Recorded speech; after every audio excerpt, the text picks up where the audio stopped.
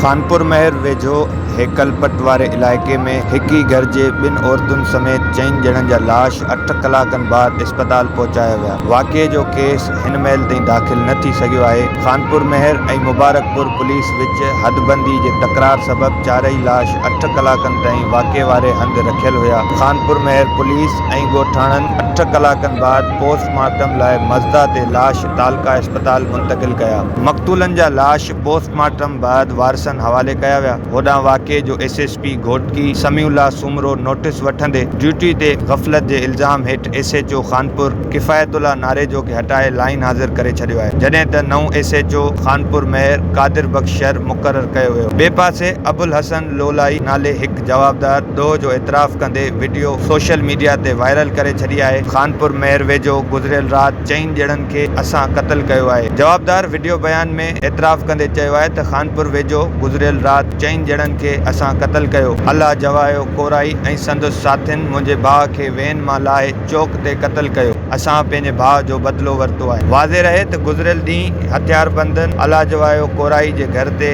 चढ़ाई करे 2 औरतुनि समेत 4 ॼणनि खे क़त्ल करे छॾियो। कोशिश डिजिटल टीम सां गॾु अज़ीम सियाल, खानपुर महर।